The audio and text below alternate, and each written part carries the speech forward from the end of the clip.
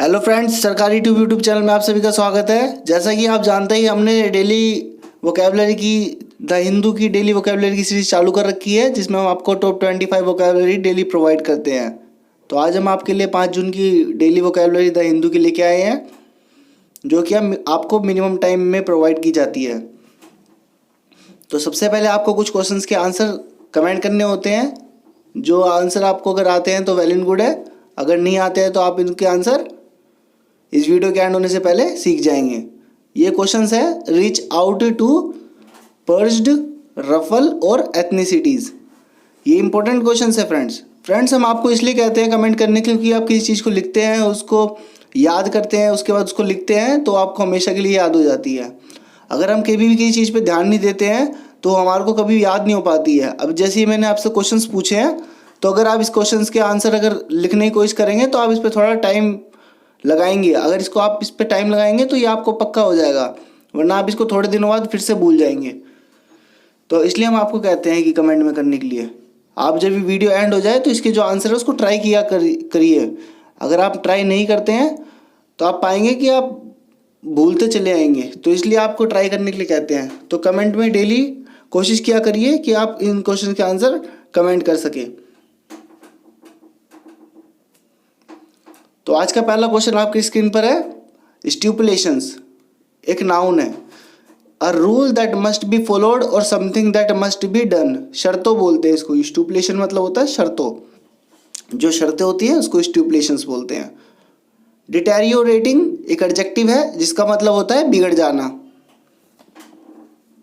Becoming progressively worse. Firecrackers एक noun है जिसका मतलब होता है पटाखों। A kind of firework that makes a lot of loud noises when it explodes. Precautionary एक एडजेक्टिव है जिसका मतलब होता है सावधानता पूर्ण। Intended to prevent something unpleasant or dangerous from happening. Surge एक नाउन है जिसका मतलब होता है बढ़ना। A sudden and great increase. Resolutely एक एडवर्ब है जिसका मतलब होता है शक्ति। In an admirably purposeful, determined and unwavering manner. इसमें जो आपका ये क्वेश्चन है प्रिकॉशनरी, इंपॉर्टेंट क्वेश्चन है, कई बार एग्जाम्स में आ चुका है। सर्ज भी एक इंपॉर्टेंट क्वेश्चन है, कई बार एग्जाम में पूछा जा चुका है, जिसका मतलब होता है बढ़ना। स्टबल एक नाउन है जिसका मतलब होता है the end of plants that are left above ground after a farmer cuts a crop such as a wheat or barley.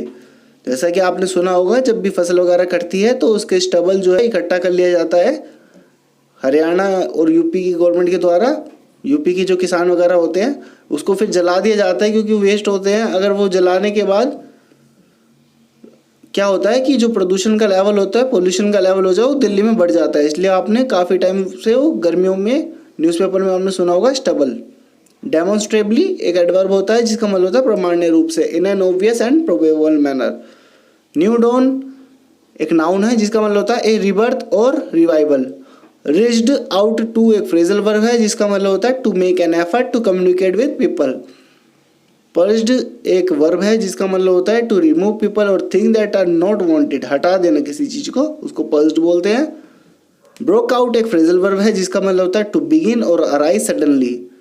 अगर कोई चीज अचानक आ जाए, स्टार्ट हो जाए अचानक, तो उसको ब्रोक आउट बोलते हैं, जो कि एक फ्रेजल वर्ब है। फ्रेजल वर्ब एग्जाम में बहुत पूछी जाती है।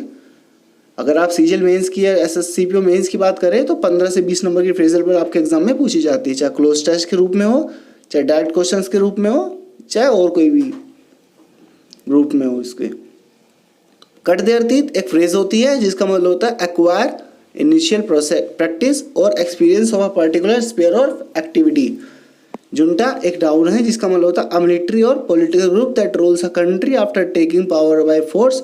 सत्ताधारी शासन सेना या फिर शासन गुट बोलते हैं इसको। एथनिसिटी का मतलब होता है जातियों।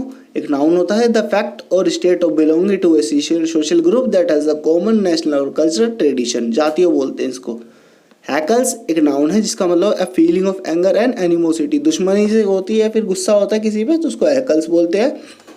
Left no stone unturned phrase है जिसका मतलब होता है to try every possible course of action in order to achieve something.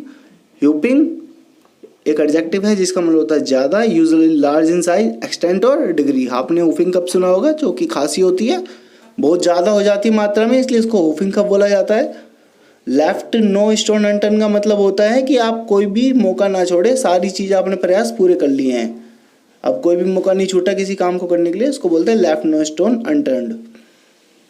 Constellation एक नाउन है जिसका मतलब होता है a group of associated or similar people or things, समूह बोलते हैं इसको।